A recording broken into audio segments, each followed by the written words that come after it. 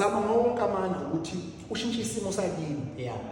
Shintsha sakini mawufika eThekwini uhambile uye university. Yeah. Hambe fika ufunde. Yeah.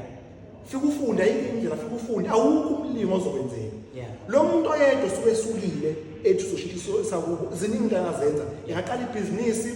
Yeah. Entweni engafunda kakhulu njengohlala asebenze ngoba akukho okungabalekile konke kubalekile avule ibhizinisi asebenze njengohlala ibhizinisi lakhe enzele ukuthi ashintshe isimo sakho benzele ukuthi abalandelayo bengayizwa into inzi. Yeah, because if esisuka la yazi lento wayishaya impela because if esisuka la ihamba edolobheni elikhulu eyofunda khona ama tertiary institutions khona ehamba yofunda if ethi yena uyafunda manje ufisa ukusebenza uma efunda create a conducive environment for laba abantu akabashila bamlandela